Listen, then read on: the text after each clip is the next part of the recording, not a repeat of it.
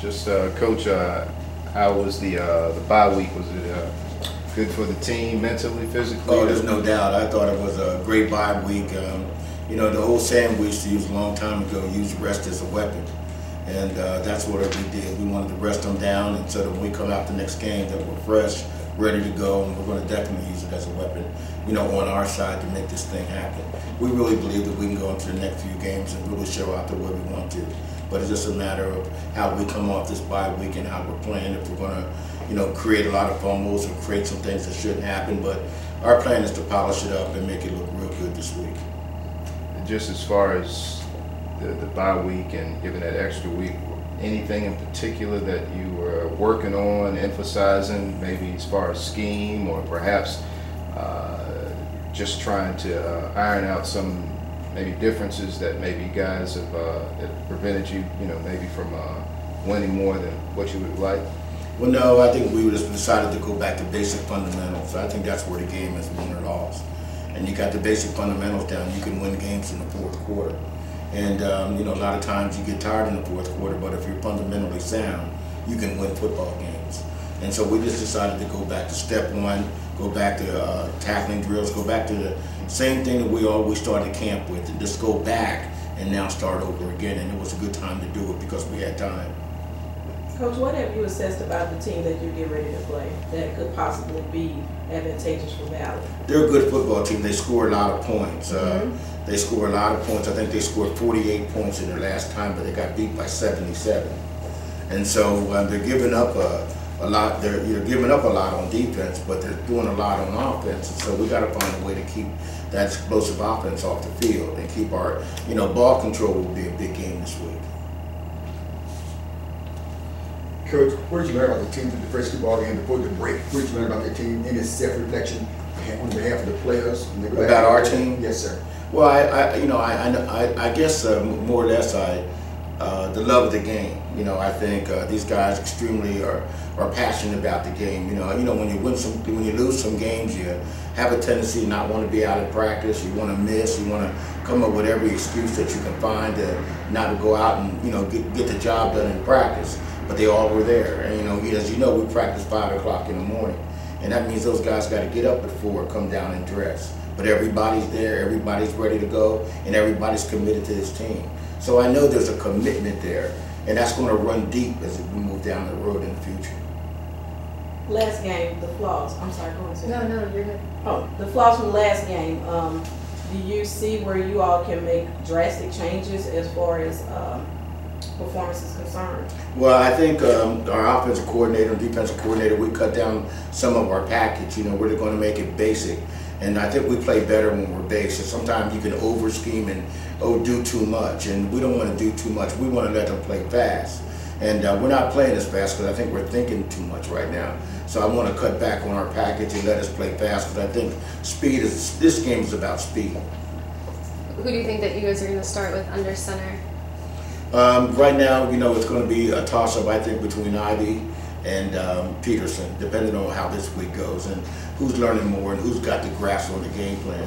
They both are sharp, you know. Seems like our second half quarterback comes in and seems to give us that spurt more than the starter. But I'm hoping that we can get one guy that can come in and play throughout the whole game and give us what we need. But it hasn't happened yet, you know, where we can get one guy in there. We always got to seem to make a change to get. But those two have a great combination. One's a great thrower. They both can throw, but one's a better runner, and that's Peterson. Talk a little bit about special teams. I know in the last game, somebody, you know, they kicked the ball off. They were about to score again. Yes. Have you worked any with the special teams so they won't? That's what our last practice was about. It was about special teams, and we want to make sure that we shore them up. I don't know what happened. We were improving so well with special teams until the last game. I think when they busted that long run in the very first play of the game, that kind of dampened our enthusiasm at one point. We tried to fight back because the game laid out about, I think, 13-0 for the longest time, and it was a reachable game for us. And we just weren't able to capitalize on some of the things that we did. We got down in the red zone 3 or 4 times. If we put something on the board, that game could have been a wholly different game. And so, yeah, but our special teams hurt us last time out, and we worked on that. It changed a couple guys on personnel, the guys who aren't in. Do we have a kicker who plays for Valley who could possibly kick from the 50? No, I don't think so. I think we're pretty sharp around about the 35 in.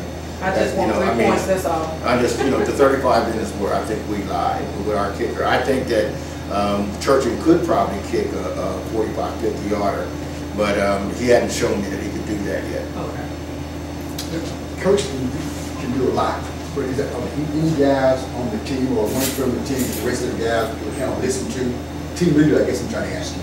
I think our seniors are doing a good job, and I don't see the young guys coming to me saying that the seniors are doing this or doing that. I've been in a lot of different programs. I don't hear what the seniors aren't, because the seniors are the ones that have bought in, and I think that brings the other guys along. We don't have an inner team problem or inner squad problem. They get along very, very well, and that's what's good about it. That's why I love this team so much, because we don't have a dissension within. We were trying to find a way to win. Using the off time, I would call it off time, in the bye week to do any recruiting, senior high schools. Yes, I was out on Friday night when the floor played out here on our own field, and I saw a couple guys that I really liked that I'm planning on calling today. Coach, what's the message you have for the fan base here at Valley as far as patience being?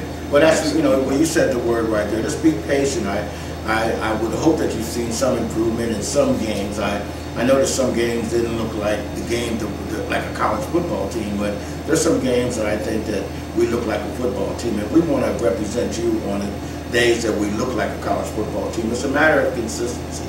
And we haven't been consistent playing at that high level.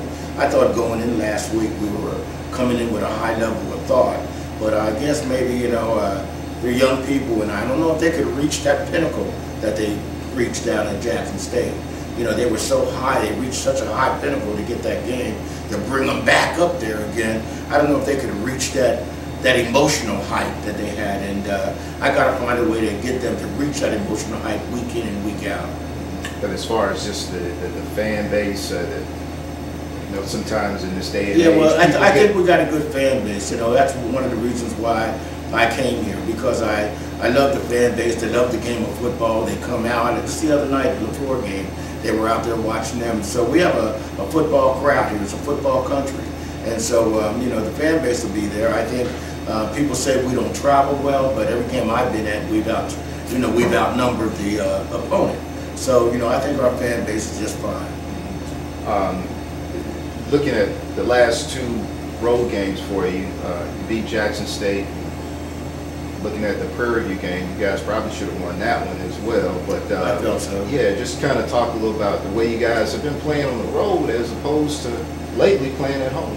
Yeah, on the road, we have them isolated. We have them, we have a captured audience on the road, and I think the coaches like that. It's tough right now, and I got some thoughts and some things I would like to do while we're here at home, which I'm not going to go into right now. But we can't seem to get that captured audience at home. But eventually we're going to get that. We're going to be able to, hopefully in the future, move our kids off campus, down to a hotel where we can have a captured audience, and we got them locked in. It's hard on campus, and it always has been. Homecoming, everybody's running around up in their rooms. I'm not saying that's why we lost, but it's a tough time when you can't isolate your team, but we're working on that, and I think in the future we're going to be able to do those type of things.